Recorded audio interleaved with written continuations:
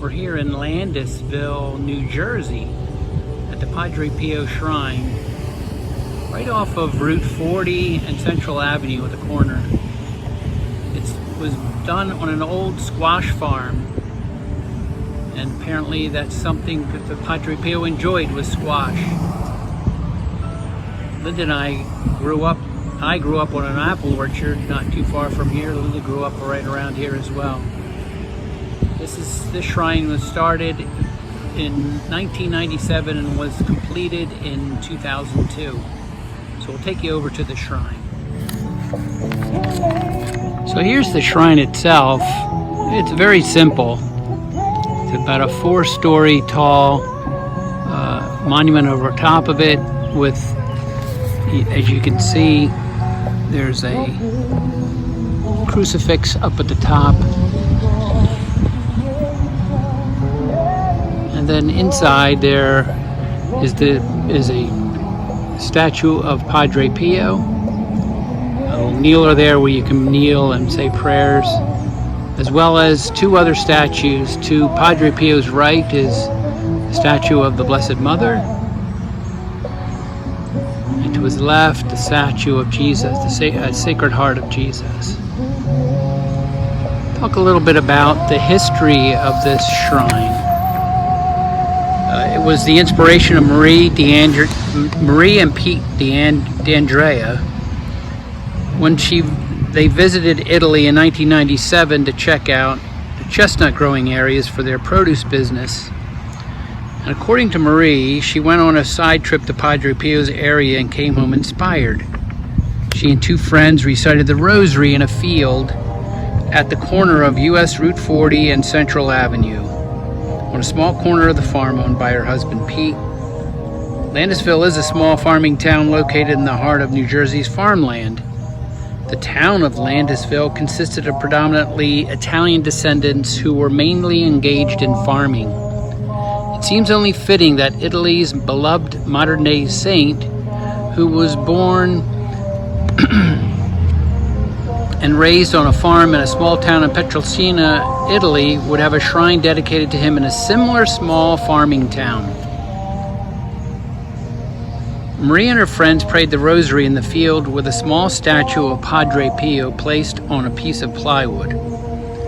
The group grew rapidly, and the D'Andreas decided to build a monument to Padre Pio. The D'Andreas' idea of a monument was a big marble block with a statue of Padre Pio. They went to see a prominent local architect, Ron Angelo, about the design, and he got the idea to design the monument in the shape of a large triangle. With the grace of God and the generosity of contractors, large and small, who donated their materials and time, plus individual donations, there's now a 4-story monument constructed of a steel frame covered with stucco. And there's a life-size bronze statue of Saint Padre Pio, which was imported from Italy. The high monument casts shade to the dozens of park benches. This rapidly growing shrine attracts numerous visitors from all cities and towns on the East Coast. Padre Pio's work on earth included an astonishing amount of miracles, and his promise that he will be able to work harder while in heaven than on earth. This is evident by the many physical and spiritual healings that have occurred to people who have visited the shrine and prayed on Saint Padre Pio's relics. I want to share another story as well. I'll get a little bit closer. We'll share another story about someone who was instrumental in helping with the construction of this shrine. I wanted to share with you a little story, one of the testimonials that we have from someone who actually helped with the construction of this shrine. The gentleman's name is John Stahl, and this is his story.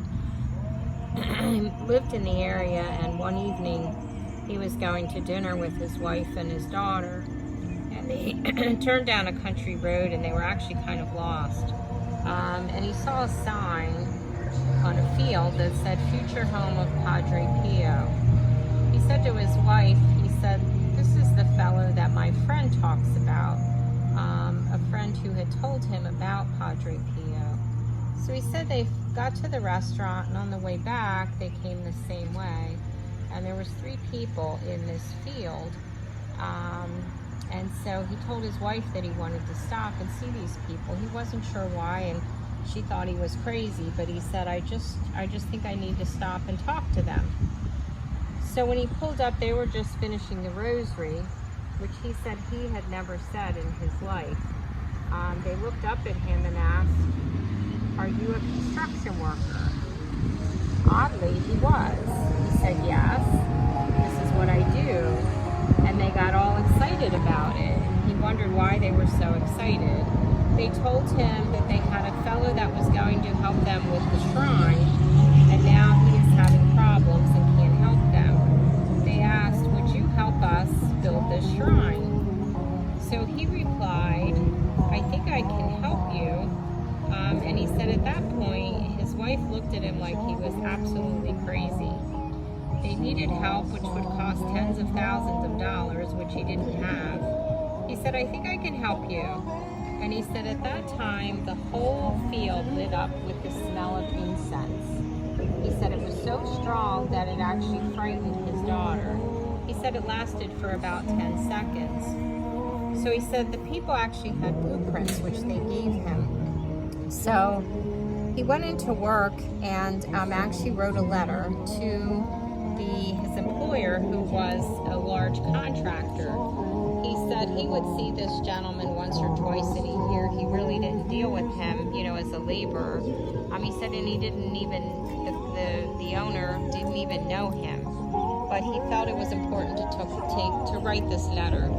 So he gave it to a fellow worker, and he agreed to call, as he puts it, the big boss's secretary. And he said within 3 hours, the big boss was standing in front of me. He had no idea as to what I wanted, so I told him what had happened to me, and I showed him the blueprints, and he looked up at me and asked, "Did it smell like roses?" I told him no, it was like incense. He said, "Give me 3 days to look over those blueprints."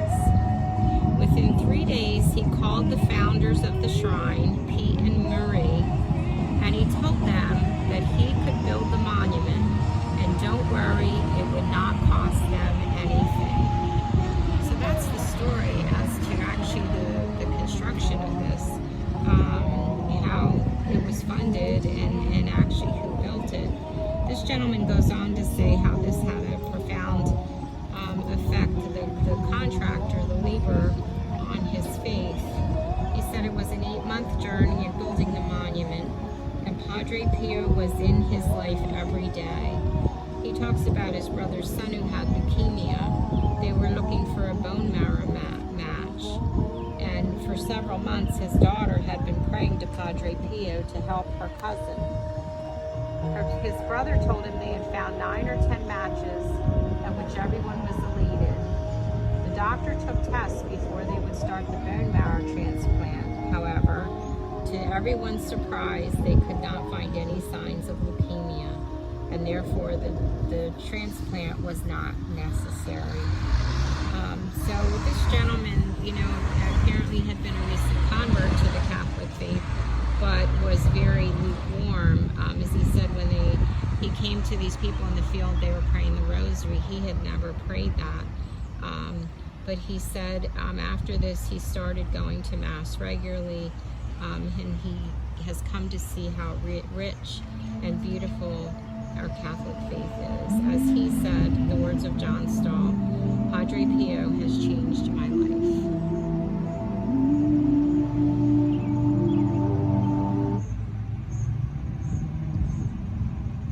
Story Linda just related about how that was constructed, and the man who came is a good reminder for us as well. Sounds like he was a recent convert to the faith, and those who maybe feel drawn to the Catholic faith, encourage you to contact your local parish and inquire about the RCIA, which is the Rite of Christian Initiation for Adults. At St. Mary Parish, Linda and I coordinate that RCIA through Father Bellapides' blessings. We have a number of different catechists who actually help present different aspects of the Catholic faith. And then every session ends with, we read the upcoming gospel and open it up a little bit. I give a brief homilette. If this was a non-COVID world right now, normally anyone is really invited to come, but we would encourage those who perhaps are weak in the faith or maybe are interested more in the Catholic faith. We would encourage you to come inquire about the RCIA and join us for sessions that we have. We can answer some of your questions and share some of the different beautiful aspects about our faith. You know, we think we're seeing statues, and some people say, well, you Catholics worship statues, and nothing could be further from the truth. But we do venerate holy places, holy things. We keep that as a special reminder for us, just like you keep pictures of your family, I would say maybe on your bureau or your nightstand. Well, most people now have them electronically on their phones to remind us of those individuals. And so similarly, it's to remind us as well. I'm kind of giving you this perspective from the back here, just so you can also kind of get this chance to see out from here, but giving you a different perspective as well in terms of perhaps ways of looking at our faith. So we'd encourage you to continue on that journey.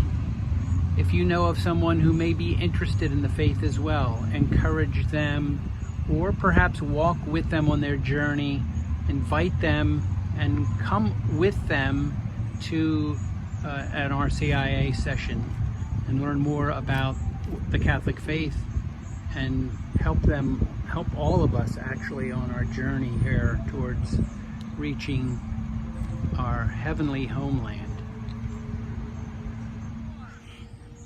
As you can see, the shrine itself is right near a very busy road. We talked about Route 40. When I was growing up, we knew it as the Harding Highway. It's actually a back way to get to the original way to get to Atlantic City. So you can see there's not a whole lot around here. There's an area for parking, there's some benches. They have benches right here along the paved areas, and there's even a little gift shop, like a little shed. It's called a gift shop. So perhaps maybe on a trip, if you're going down to the shore, instead of taking the Atlantic City Expressway, take the old Route 40 and stop here at the Padre Pio Shrine.